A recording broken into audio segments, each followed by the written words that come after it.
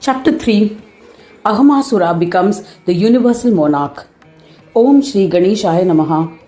Shiva continued the narration of the legend. Ahamasura mounted his chariot. He was accompanied by Daitya leaders, his two sons, ministers and soldiers in armor. They set out for a battle. The fearsome Asura leaders, soldiers who belonged to various Varnas, were mounted on various vehicles and eager to battle. They created a cordon as they marched forward. Ahamasura looked majestic amidst the fourfold army consisting of elephants, cavalry, chariots and infantry. With his immense army, he had resolved to conquer the earth. He sent brutal battalions under the command of Shanka and other leaders to attack the kings. They defeated all the kings and returned to the Mahasura. O Brahmins, how could the kings face the onslaught of the immense army? Some were killed, some injured, others surrendered. The kingdom of those kings who had surrendered were returned on the condition that taxes would be paid. Daityas were assigned as inspectors. After the Daityas had conquered all the 7 continents of the earth, they proceeded to Patal Loka to defeat Nagas. Sage Nag realized that the Daityas were extremely powerful and surrendered. He sought a treaty with the Daityas. He agreed to pay annual taxes and a despondent Sesha returned from the camp of the Daityas. A Daitya and some soldiers was appointed to keep an eye on them, and the rest of the army returned to Ahamasura. Thereafter the valiant Ahamasura, intoxicated with pride, having attained boons, marched to Swargaloka along with Shukracharya and an immense Daitya army. Ahamasura sent a Duta to Indra. The Duta approached Indra, bowed to him, and conveyed Ahamasura's message. Listening to the message, Indra was furious. He discussed the situation with the chief Devas, and they all went to Angiras and paid obeisance. The Muni received them appropriately with due honors. Indra recounted the message from the Daitya leader, which conveyed his supremacy and would cause them immense grief. Indra said, Ahamasura has become intoxicated with pride because of the boons bestowed on him. The valiant Aham has arrived with an intention of battle. He has sent his Duta with a message that I should surrender to him along with the Devas immediately.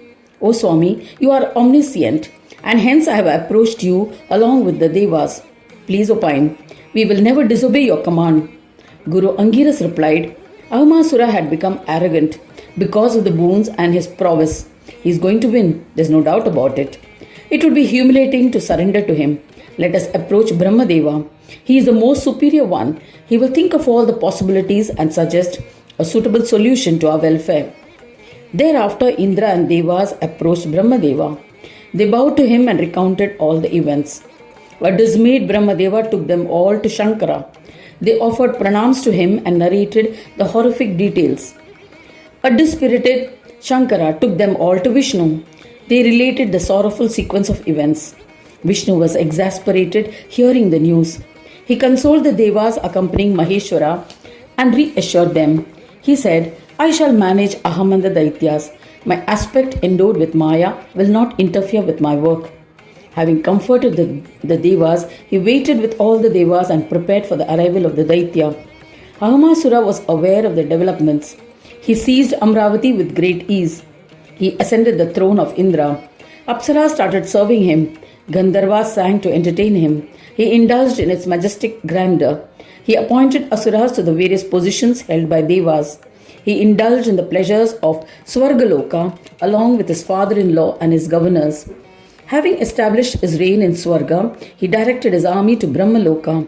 Brahmaloka lacked luster as Brahma had abandoned it. He was overjoyed. He seized the Loka and ascended the throne of Brahma.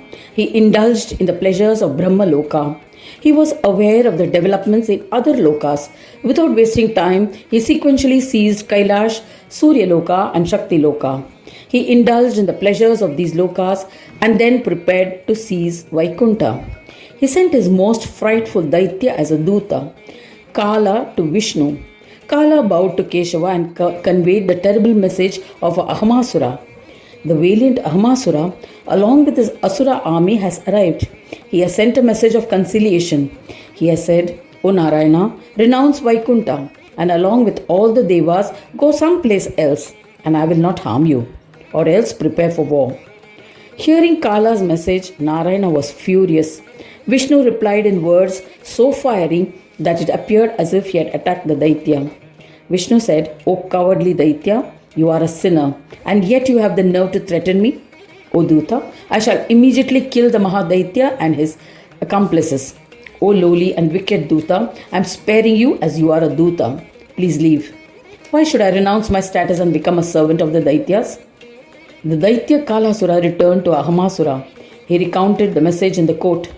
Everyone, including Ahamasura, was filled with wrath. They spoke of waging a war. An enraged mighty Aham controlled his chiefs of Daityas and advised them, O brave ones, why are you perturbed? I shall exhibit my prowess using the Amoga Astra and prove my capabilities. He tightened the string of his massive bow, chanted mantras, and with a vengeance released the Agni Astra arrow. The weapon caused a sudden and violent explosion, releasing flames in all directions. It burnt everything in every direction, including Vaikuntaloka. The agitated devas retaliated by releasing the Varuna Astra. However, instead of being extinguished, the Agni Astra flared up. The flares became unbearable, and devas fled from Vaikuntaloka. Seeing their humiliation, Chandra and Varuna themselves descended onto the battleground. They released torrents of water. However, this failed to pacify the terrible Agni Astra. It continued to burn with the same intensity. The scorched Chandra and Varuna fled the battlefield. Thereafter, Shakti decided to join the battle. She released the Varuna Mahastra. Torrential rains followed, but the flames flared in a manner that could be compared to flaring of a fire when ghee is poured on it. This was the result of the powers of Maya of Ahamasura. Shakti suffered burns and immediately fled. An enraged and agitated Surya went to the battleground. As had been tried earlier, he too tried to instill all his prowess into the Varunastra and released it. But when Surya started getting scorched, he too fled in disappointment after accepting failure. Thereafter, it was Shiva who tried to pacify the Agni Astra but met with the same fate as the others. Vishnu also attempted to calm the Agni Astra by releasing with all prowess the Varuna Astra after energizing it with mantras, but it was rendered futile. Janardana was unable to bear the burns. He too fled. The Devas retreated and fled when they saw that he had failed. They hid in the mountains and valleys.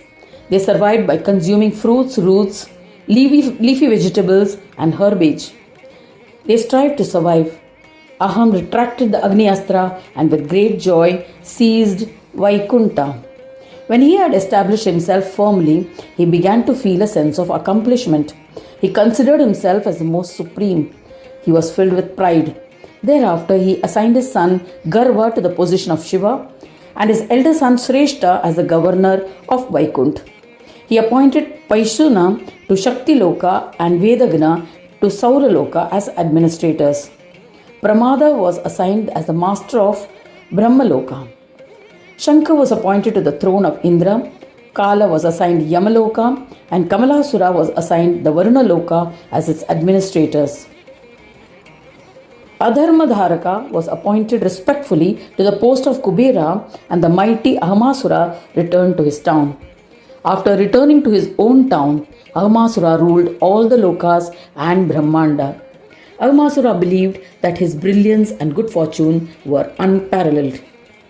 Thus ends the third chapter titled Ahamasura becomes the Universal Monarch in the 8th Khand of the Purana Upanishad, Srimad Mudgal Puran, describing the legends of Dhumravarna, dedicated to Sri Gajanana, end of chapter 3.